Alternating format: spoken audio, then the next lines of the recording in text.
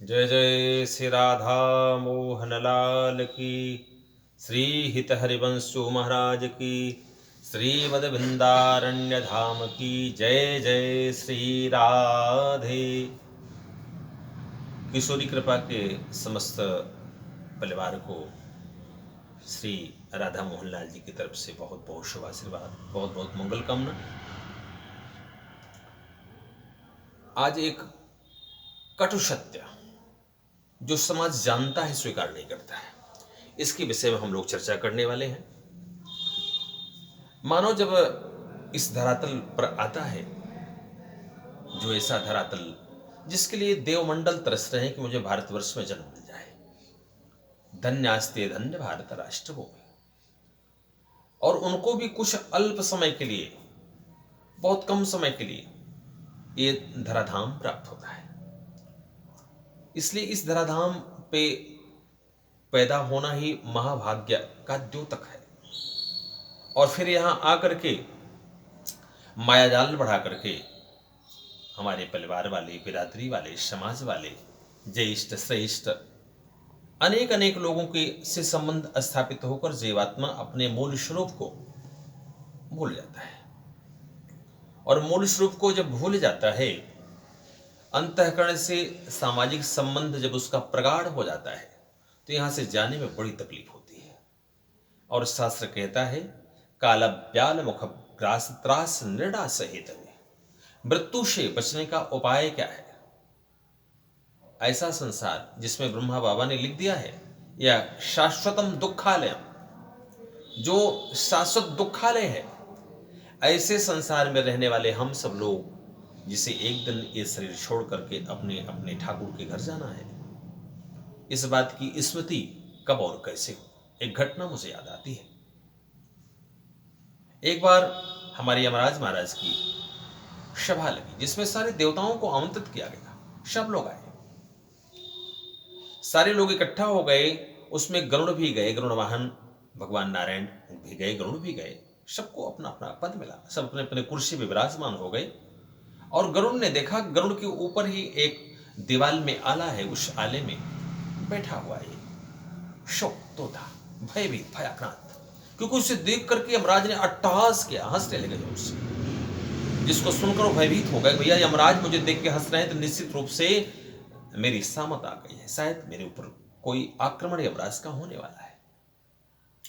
गरुड़ जी को देखा, गरुड़ ने उनको देखा, अरे भैया क्यों डरता है, मुझे जानता मैं कौन हूं?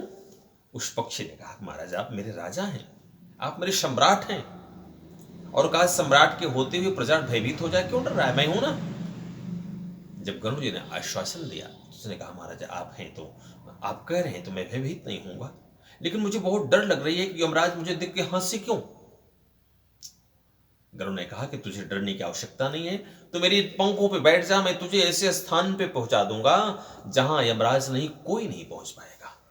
वह पक्षी बड़ा स्वस्थ हुआ, और कुछ समय पश्चात श्री गरुड़ जी ने अपने पंख पर बैठा करके उस पक्षी को ले आकर के यमलोक का आलिंगन करते हुए सात समुद्र के उस पार एक खंडहर में ले गए, जहां खंडहर में कोई नहीं आता जाता था। ले जाकर वहां उस पक्षी को रख दिया, और बाहर से एक बहुत बड़ा पत्थर लगा देगा, बेटा अब यहां तू स्वस्थ रहेगा, कोई तुझे मार नहीं सकता है। इसको सुन के पक्षी बड़ा प्रसन्न हो रहा था कि मुझे मेरे सम्राट ने बता दिया, अब मुझे कोई मारने वाला नहीं है। लेकिन जैसे ही सभा में फिर से गरुड़ जी महाराज प्रवेश हुए, गरुड़ को देख करके फिर यमराज हंसने लगे, अट्टहास करने लगे। गरुड़ जी नाराज हो गए और बोलने लगे, अरे भाई तुम उस छोटे से पक्षी को देख के हंसने लगे यमराज महाराज, तो मुझे देख के क्यों हंस रहे? आप किसको देख के हंसते क्यों हैं? जब देखो तब आप हंसने लगते हैं। गरुड़ जी नाराज हुए। इसको सुनकर जब गरुड़ ने कहा, तो यमराज ने कहा कि मुझे हंसी किस लिए आ रही महाराज, इसको आप सुनिए। मैं हंस इसलिए रहा था कि ये जो पक्षी था हमारे आपके ऊपर इस आले में बैठा था, और मैं सोच रहा था भैया इसे सात समुद्र के उस पार जाकर, यमलोक के बाद सात समुद्र के पार मरना है, यहां क्या कर रहा है, मैं सोच रहा था। लेकिन विधि का विधान, विधि के विधान ने उस पक्षी को आपके द्वारा ले जाकर वहीं रखवा दिया जहां उसको मरना है। अब वहां एक बिल्ली रहती है, वो बिल्ली जाएगी और उस कोडर के अंदर जहां आपने पत्थर लगा दिया, उसके अंदर बिल्ली बैठी है, और जाकर के उसके गले को तोड़कर उस पक्षी को मौत कर देगी। और यही हुआ। गरुड़ ने कहा, नहीं मैं ऐसा होने नहीं दूंगा, मैं अभी जाता हूं। गरुड़ ने कहा कि मेरे वेग को तो आप जानते हैं। यमराज ने कहा कि आपका वेग चाहे जितना ही तीव्र गति से हो, लेकिन आप वहां पहुंच नहीं पाएंगे, मारा जाएगा। तो प्रिय मित्रों, मानव मात्र जब से पैदा हुआ उसी दिन से, उसी गर्भ से पीछे से मौत भी खड़ी है। इसलिए कहते हैं कि एक भगवान नारायण को एक मौत को नित्य याद करना चाहिए। जीवन की यात्रा कब स्थगित हो जाए कुछ पता नहीं है, इसलिए पल पल क्षण क्षण भगवान का स्मरण करते रहिए, भगवान से प्रीति बनाए रखिए। ये संसारिक यात्रा है।